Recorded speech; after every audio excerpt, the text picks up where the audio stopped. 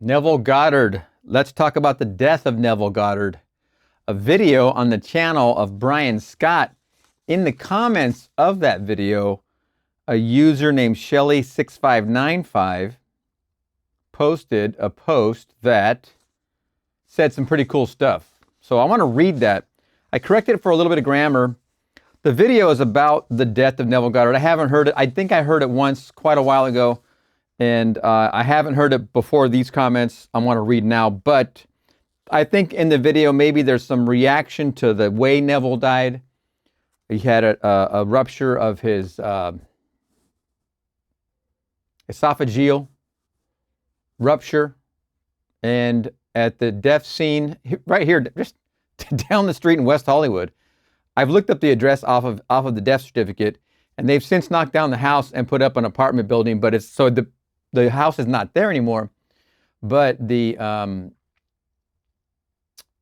death situation that Neville experienced was one where all of the blood came out of his body, just like as foretold in the dream of his driver.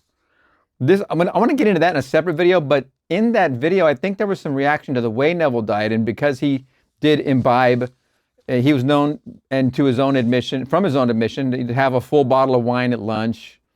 Martinis. I think he learned how to deal with alcohol like any other reality concept. And there's a great lecture I just heard recently where he says, sure, you overdo some things, you overeat, you're going to pay the price. You're going to have indigestion. You overdrink, you're going to have the effect. And Neville, I think, had a different kind of tolerance. In those comments, I didn't read them all, but in those comments, in that comment section on that video, which I will link in the description here, there are other people like me who saw that different time. I graduated in 1984, so in the 70s, as a youngster, I did see people drink and drink and drove. People would drink their car and drive like it was normal. It was like a freaking martini bar in your car, basically. They used to sell these little plastic covers that people would put on their beer cans that said Dr. Picker or Pepsi or things like that looked like the actual soda label. So they'd cover their beer while they're driving and drinking. I remember these guys coming from the city to pick up an extra big load of trash that we had because we knocked down a big palm tree in our backyard. We had 3 huge palms, the big trunks. I remember as a kid, my dad telling me to take this 6-pack of Coors out there. It was like 8 in the morning, 7 in the morning. He hadn't left for work yet, so it might have been around 7. Well, the trash truck, they'd come down our street and they'd do a U-turn to then start collecting on our side of the street, because we were kind of like in the middle of the block, but there was 2 businesses over here. So that they would do this round. He told me to go take this 6-pack of beer out there. So I took this ice cold 6-pack of Coors, banquet beer, put it right on top of the trash cans because we had multiple extra load because of this tree that we felled. It was a huge palm tree. They grabbed the 6-pack, put it in the cab, and then just continued to take everything we had out there, which was a lot. But the drinking concept during those days was definitely different. I don't think a lot of the people that made some of the comments they made realized that at different times are different tolerances. People's attitudes about smoking, about drinking, it was just different. So they had a different experience. Look at some old shows. People are smoking in hospitals. That was real. It was a time when you smelled smoke everywhere. And I mean, there wasn't a place you didn't smell smoke. It was a consistent indoor experience. And if you were wanting to go see bands play, for instance, like in the 80s, for me, good golly, man, you had to wash every single clothing, excuse me, unless you were wearing leather. Leather wouldn't catch the smell of smoke. But if you don't know what it's like to go hang out and watch a band play for hours or several bands in a nightclub and wake up the next day and your hair is completely saturated of smoke, every single article of clothing. And it isn't like today, you smell a little bit of smoke and you go, ooh, wow, that smells bad. And it does smell bad. But to be saturated in it all night in a nightclub, and then every bit of your clothing has to be definitely washed well, that's just a different time. So the reactions in that video about Neville's drinking or the way he lived his life were, they were a reaction, whatever. This gal felt it important to get on there and leave her comment because there was a lot of, different attitudes about the reaction and the way Neville passed. We all get to go through it. We all get to go through it. How you go is your choice. It's up to you. You're going to go with your own style. That's all there is to it. And hopefully it has style. So this gal, Shelly 6595, the video is called Let's Talk About the Death of Neville Goddard. Now she has a little bit of interesting grammar. I have interesting grammar. I'm not criticizing, but it's hard to read the way she wrote that comment. So I did some grammar corrections so it flows a little better. But it will be in the description, like I said, so you can go see the comment there on the video. You can give it a thumbs up and all that fun stuff. And definitely give a thumbs up, and you can throw a sub at Brian Scott. He's the one that has this video. So here we go. From Shelly 6595. I knew Neville Goddard, attended his later in-person lectures, and knew Frank Carter. Towards his later years, he had 12 apostles. They were close to him after the fame he once had from teaching the law of manifestation, law of assumption. Remember, I'm trying to use her words as much as possible, which filled entire ballrooms with people wanting the things of this world. He let his close ones know when his time was near and that he would return to the Godhead, saying it would be something spectacular. He knew he would bleed out and cross over. A family member of mine was one of his apostles, chosen to go to Barbados to bring the family Bible back to his family. I am a witness to that. He spoke of enjoying wine and good food at times, but he was never a drunkard. Always clear and stunning in the depth of each lecture. He was a luminous being. Attending these classes, I knew that the truth being spoken was the real truth.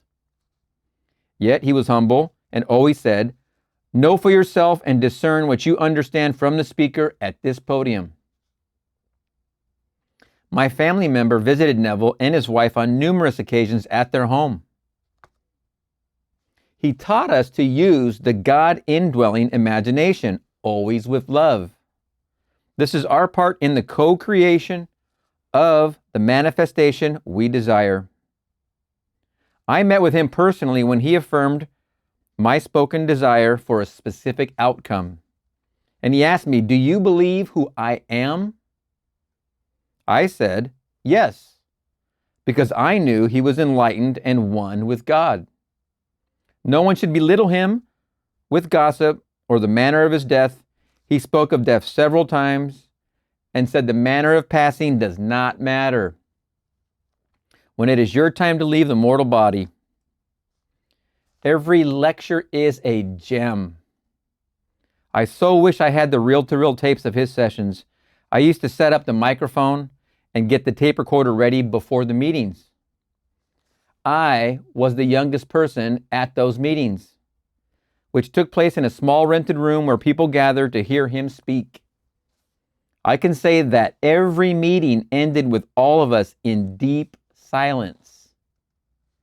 These are experiences I will never forget and will always treasure. His books are wonderful as well. It is an inward journey, after all, to find the oneness with our indwelling God. Now, many years have passed, but I did see Neville and Frank shining in white garments, luminous on the other side after their passing. They wanted me to see them. He was a true guide who shined light on biblical interpretations and states of consciousness that we experience on the journey to unfoldment and the birth from above, Golgotha.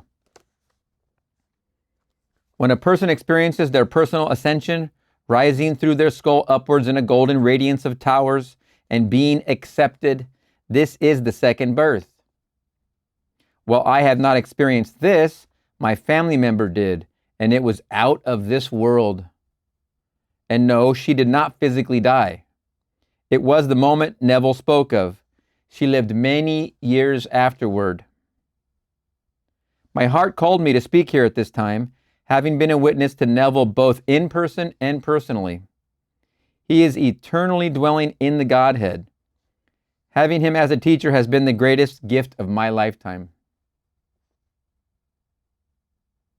End of comment. Wow. It's wonderful to hear from witnesses. I think there's an interesting quote or piece of this reaction from her when she says that her friend experienced, her family member experienced the second birth, and it was out of this world, and no, she did not physically die. And I think in that video, I think Brian Scott mentioned something about the promise. I don't know what his experience with it is personally, but I think I've heard him say, and I could be misquoting here, that it was an assumption of his that the promise comes to those before they're physically going to move on. And I don't think that is so. I've had so many mystical experiences for over so many years myself personally. Again, as I've told you, I've been heavily involved with the Seth material, and I think my first very, very deep mystical experience, mine go back. I mean, they go back. I want to say it could be, I know exactly when it was. It was October of 2007. Yes. So, I mean, we're talking, I'm coming up on 20 years already. So that was an interesting thing that she was reacting to. And I think in that video, again, I didn't review it before reading this, but I think there might be some of that concept in there stated by Brian. If I remember correctly, he does talk about that or presupposes that kind of concept. But anyway, wonderful comment from this gal. I mean, wow. And then there's others that say, hey, you should put out more, but I don't think I think she felt compelled to write this statement. I think that's maybe all that we might hear from her, but I would hope, got my fingers crossed, that we do hear some more, because it's great. The youngest person at the lectures to set up the tape recorders and the microphones. I mean, just what an amazing, what an amazing concept, man. I mean, talk about counterculture. Neville in the 50s and 60s, just against the great. This is even well before the Vietnam War. He left during the Vietnam War. It's 72. So, but just the counterculture of the 50s and 60s of saying what he was saying, and then the promise 59 starting, 63 being over with that experience for him, and then from 63 on, I can't even imagine the reactions. And he even said it. People somewhere that one of my lectures I just published, or one of the lectures I read, where Neville said that people were just aghast. The reactions were just, they were completely, what are you doing? Are you crazy? This whole reaction of what he was talking about. And you could hear the intensity in these lectures I'm reading now, the 1963 lectures, which we're going to continue right after this. So check out the video. It's in the description. Give it a watch, give it a thumbs up and a subscription and all that stuff you do. Brian's waiting for you. But give a thumbs up to Shelly's comment.